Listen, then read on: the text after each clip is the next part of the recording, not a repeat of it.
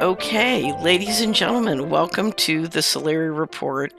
This is the second quarter 2020 wrap up, the best of the pandemic, a sane person's guidebook. And it's our big title, of course, is the injection fraud, because we look at this both from an economic point of view, and part of that is where are they trying to take the currency system, which leads us into the injection fraud. But as you know, our favorite person to talk to about all healthcare frauds, fake science, and related shenanigans is none other than the infamous John Rappoport, who has, I think, after decades and decades of reporting and trying to warn everybody about this, has literally in the last 6 months saved our bacon. And I've seen the many decades of work it took to be in a position to do that. So John has agreed to join me to discuss the best of the pandemic. And John Rappoport, thank you for joining me on the Solari Report. And most of all, thank you for saving our bacon on the pandemic. Hi, Catherine. It's great to be here, as always. Looking forward to this. It'll be very interesting. So before we dive in, let's talk a little bit about what we think of as the best of the pandemic. One of the things, there have been many great people and great sources that have done a marvelous job of bringing forward the facts on many different aspects of what's happened, because we're talking about a phenomena which is global and entails a radical reengineering of both political and economic systems. So it's a pretty complicated topic. It involves everything, but I've been struck at how many heroic, courageous people there are. And my focus is both on people who've done a marvelous job of bringing the facts forward and helped us understand what's going on, particularly unpacking the lies, but also I'm really focused on the people who basically took the official story and just turned it on its head. The word that keeps coming to my mind is like a hot knife through butter.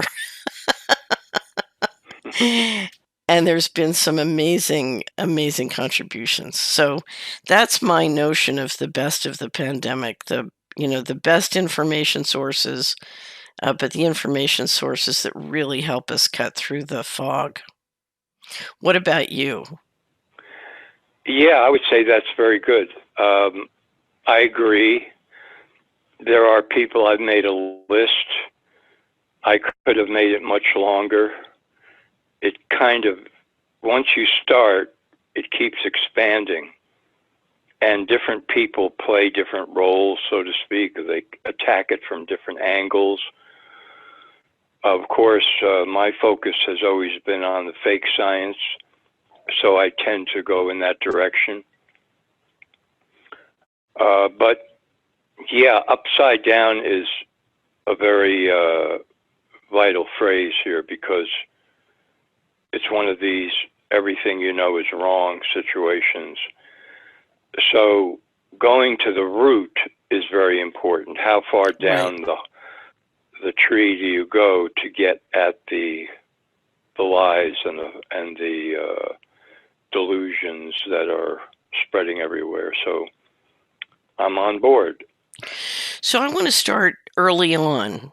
The lockdown in China started in November 2019, but not a lot of people knew about it. And things really got going at the beginning of 2020. But when the United States announced the lockdown and the real silliness, or the announcement that it had been officially made a pandemic, I guess was in March. That's when you and I did the series on the pandemic, and you did a couple of recordings that we published. And I think your writing and those recordings, as well as a whole series of interviews you came out very aggressive and very hard right at the beginning. And of course, everybody was scared because they didn't know, maybe this time it's real. Who knows? And I don't know what's going on. And, there was a little bit of a shell shock by people not knowing what to think and not having a lot of facts.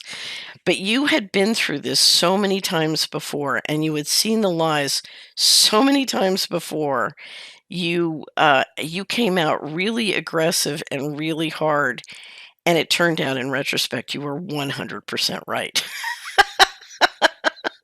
And it was funny because I remember people telling me, "I don't know, John's being a little aggressive about this. You might want to be careful." That always happens. They get the shock benefit early on. But you were Right. fearless, and you were sure that this was, uh, literally very much like some of the other ones you'd covered. They just managed to take this one big and global. So, I have to start off by saying your performance was incredible. And I want to ask you how you were so sure that this was complete psyop. Well, How'd you know? there were a couple things I would say that were immediate red flags. The first is, and I've encountered this a number of times, how do they discover the new virus that they're suddenly promoting? And as usual, nobody knows. It's just accepted. I mean, the process in the lab, Right, what are they really doing? Nobody ever videotapes it. Nobody films it. Nobody lays it out step by step and proves what they're doing is correct. So that leaves everything up in the air. And the suddenness with which they do this is another factor. They learned from their experience with AIDS and HIV, which was my first introduction to this insanity back in, let's say, 1986, when there were lots of arguments in journals about what the cause of AIDS was. And all manner of people were weighing in. And it was getting to be like the Wild West, which was not good for the establishment. They wanted to nail something, and they eventually right. did in the May of 1984 in a press conference on television. Margaret Heckler, the Secretary of Health and Human Services, which at the time was Health and Welfare, I think, she just said, "Okay, we found the virus, that's it." And Robert Gallo said, "That's right." And that was the end of the research. And suddenly all the money, the research money, went there with HIV.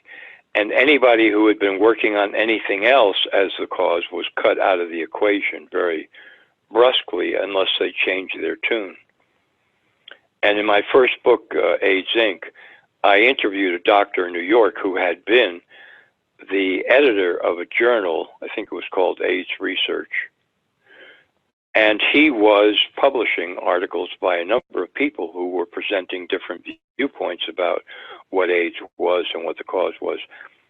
And suddenly he found himself without a job, and the journal was taken over, and the whole thing became HIV dogma.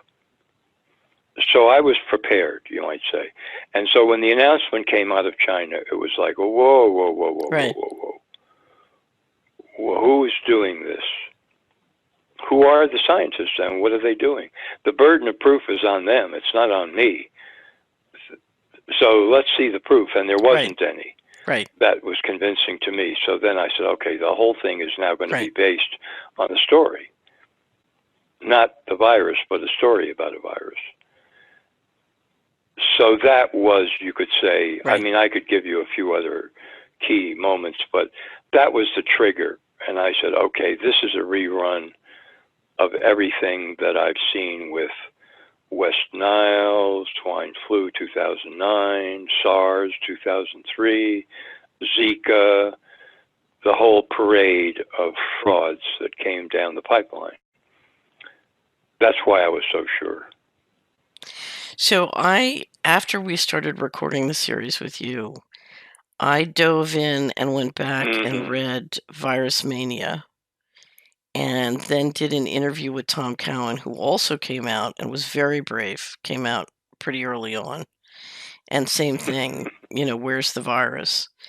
So we did an interview on germ theory, but then I read all the books of Forrest Moretti about sort of how this virus game had worked. He's got a lot of information on the business game of the fraud. So DDT poisons people. You call it a disease. You say that it's caused by a virus. You create a vaccine. You stop using DDT. Then you say it's because the vaccine worked that the Right. symptoms go away. And you save the insurance company a fortune. It's basically an insurance fraud. And and I think the combination of all that showed you that there have been a lot of people who've been documenting all along this game. And there are many variations on it. I don't mean to oversimplify it. But but healthcare, fake science and science fraud has been a game for a long, long time, and it's intimately involved with protecting corporations and the insurance Right. industry. Absolutely. It's the greatest cover story in the world. A Right. story about a virus. And Well, it's hard to believe how bad it's gotten. Well, I mean, look at what's going on globally, but they really think they can fake a sure. pandemic. Well, I'll mention one of my heroes who passed away about a month ago, David Crowe, Crowe, and his website is theinfectiousmyth.com.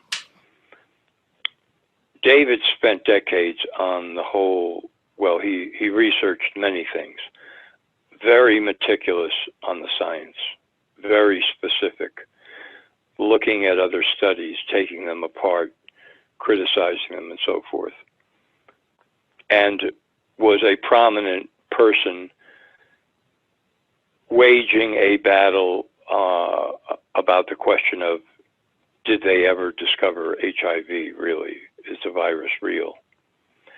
And so when this whole thing Right. erupted, he began an article about the COVID-19 virus.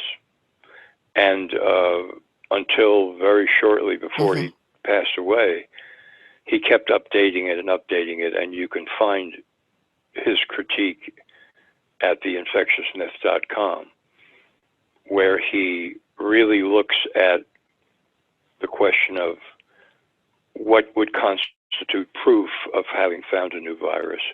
How does this effort fall short?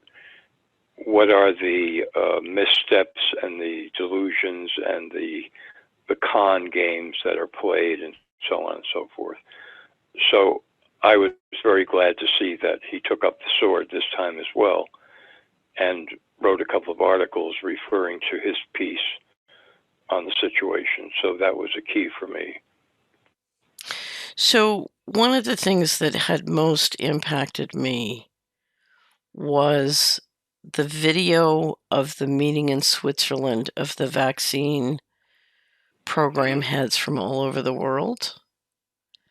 Um, and if you take, I'll define the sort of Vaxxed 1 and Vaxxed 2 group of the folks at Children's Health Defense, and then Andrew Wakefield and Polly Tommy and Del Bigtree. We had Vax 2 published last year, which I think is just an amazing documentary. But then the video happened. Did you watch that video, John? No, I don't think I've seen it. I may have seen clips from it, but not the whole thing. Okay, so Dale Bigtree gathered the clips, and it's really the clips that he gathered that you need to see. But essentially, what came out was that there was significant global pushback against what they wanted to achieve with the global vaccination program. Essentially, what they want is they want a global mandate. And the pushback was significant. And what the analysis said is that the practitioners and the parents want proof that individual vaccines are safe and effective, and that the combination Okay, now I know what you're talking about. Yeah, I've seen this. Yes, you bet. right, the combination together is safe and effective, and we don't have any science to prove that individually they're safe and effective, let alone put them all in a body together and they're safe and effective. And it was a magical moment because uh, it had taken the Hello. death and the disability of many, many people to get to the point where the parents, the doctors, and the program heads were willing to face how frightening what was happening was.